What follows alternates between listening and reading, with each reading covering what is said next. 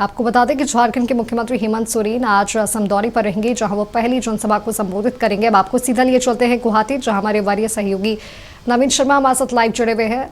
नवीन, कब तक सीएम हेमंत सोरेन असम पहुंचेंगे, इसे लेकर क्या कुछ अपडेट? देखिए माधवी, मुख्यमंत्री हेमंत सोरेन विशेष विमान से 12:30 बजे, दोपहर 12:30 बजे गुवाहाटी एयरपोर्ट पर लैंड करेंगे और गुवाहाटी से ही उन्हें गोसाईगांव आना है, जो कोकराझार डिस्ट्रिक्ट का विधानसभा क्षेत्र है गोसाईगांव। गोसाईगांव से ही चुनावी जनसभा की मुख्यमंत्री हेमंत सोरेन शुरुआत करेंगे। जाहिर तौर पर इसको लेकर के पार्टी के अन्य विधायक या मंत्री लंबे समय से मेहनत कर रहे हैं और खास करके अगर गोसाईगांव खास इस विधानसभा सीट की बात की जाए तो बहुत महत्वपूर्ण है झारखंड मुक्ति मोर्चा के लिए। और झारखंड मुक्ति मोर्चा यहाँ पर अपना राजनीतिक प्रदर्शन जो है आज करने जा रही है। तमाम तरह की तैयारियां जो हैं पूरी कर ली गई है, लेकिन इन सब के बीच एक चिंता का सबब है कि बारिश देर रात से लगातार बारिश हो रही है। हालांकि अभी बारिश से थोड़ी हल्की जरूर हुई है, बूंदाबांदी जरूर है, लेकिन इन सब के बीच ये जरूर इस कार्यक्रम को लेकर के जो है खलल जो है मौसम वो डाल सकता है। लेकिन इन सब के बीच जो अपडेट है वो यही है कि जो गोसाईगांव विधानसभा क्षेत्र है ये महत्वपूर्ण झारखंड मुक्ति मोर्चा के लिए इसलिए है क्योंकि आदिवासी यहाँ पर जो है वो मेजर वोटर हैं, वो डिसाइड करते हैं यहाँ की राजनीति को। तो ये बहुत महत्वपूर्ण होगा कि क्या गोसाईगांव सीट झारखंड मुक्ति मोर्चा जीत पाएगी और जिस तरीके से मेहनत कर रही है, क्या कुछ टारगेट्स हैं। चूँकि हेमंत सोरेन के आज दो राजनीतिक कार्यक्रम हैं और जो पहली राजनीतिक कार्यक्रम है वो गोसाईगांव में है, जहां वो कार्यक्रम को संबोधित करेंगे, जनसभा को संबोधित करेंगे।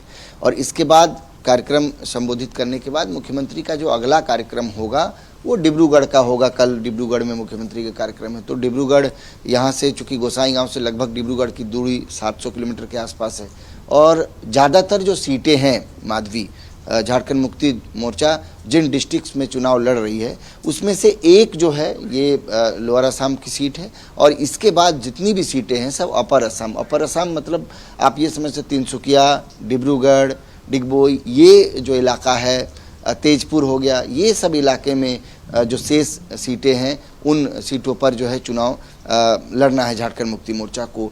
एक 35 डिस्ट्रिक्ट है असम में, इस 35 डिस्ट्रिक्ट में से 10 ऐसे डिस्ट्रिक्ट्स हैं जहां की विधानसभाओं पर झारखंड मुक्ति मोर्चा चुनाव लड़ रहा है और इन सब के बीच जो ज़्यादातर सीटें हैं अपर असम की सीटें हैं। तो जो अगला मेहनत है वो ज़्यादातर अपर असम में होना है। अपर असम की सीटों पर ज़्यादा चुनाव लड़ने का मतलब जो है वो यही है कि वहाँ पर आदिवासी बहुल क्षेत्र हैं ज़्यादातर, चूँकि टी ट्राइब्स जिनको कहते हैं, तो टी ट्राइब्स का जो मुख्य इलाका है वो अपर असम में है। चाहे तिनसुकिया की बात करें, डिब्रूगढ़ की बात करें, ये तेजपुर की बात करें, ये तमाम जगहों पर जो है टी ट्राइब्स जो हैं वो ज़्यादा हैं। 70 लाख की आबादी का जिक्र होता है कि असम में टी ट्राइब्स की आबादी हैं। और जहाँ मैं इस वक्त मौजूद है गोसाईगांव में, ये क्षेत्र है, यहाँ पर आदिवासी हैं, खास करके जैसे मुंडा हो गया, संथाली हो गया, ये ठीक ठाक यहाँ पर संख्या में हैं। तो यही वजह है कि जेएमएम ने इसको चुना और पहली जनसभा, चूँकि यहाँ से झारखंड भी नज़दीक है, पश्चिम बंगाल भी नज़दीक है, पश्चिम बंगाल का पूरा बॉर्डर इलाका है, झारखंड भी यहाँ से जो है वो नज़दीक है। तो ऐसे में जो झारखंड मुक्ति मोर्चा को जो एक शक्ति प्रदर्शन करना है और जाहिर तौर पर मुख्यमंत्री हेमंत सोरेन स्टार प्रचारक के तौर पर असम में जो है आज प्रचार प्रसार का जो कह सकते हैं कि उसको थामेंगे और यहीं से जो है अब इसकी राजनीतिक जनसभाओं की शुरुआत हो रही है।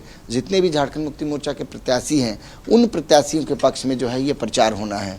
तो अब अगले 7 तारीख तक लगातार कार्यक्रम है, इस बीच में एक आध दिन को छोड़ दिया जाए तो कंटिन्यू हेमंत सोरेन के कार्यक्रम हैं और इसके अलावा जो 20 स्टार प्रचारक हैं उनके कार्यक्रम से हैं। तो देखना बहुत महत्वपूर्ण होगा, चूँकि 12:30 बजे हेमंत सोरेन गुवाहाटी पहुंचेंगे और वहां से फिर हेलीकॉप्टर से, चॉपर से वो गोसाईगांव पहुंचेंगे, तो लगभग 1.5 से 2 घंटे का वक्त वहां भी लगेगा। तो यानी कुल मिला के ये कह सकते हैं कि जो कार्यक्रम है वो लगभग 1 से 2 बजे के आसपास होनी है और तमाम तरह की तैयारियां हैं। हालांकि बारिश इन सब के बीच अभी हो रही है, देखना बहुत महत्वपूर्ण होगा कि बारिश के बीच कार्यक्रम जो है झारखंड मुक्ति मोर्चा का वो कितना सफल होता है। बिल्कुल जी बिल्कुल नवीन, तमाम जानकारियों के लिए आपका बहुत बहुत धन्यवाद।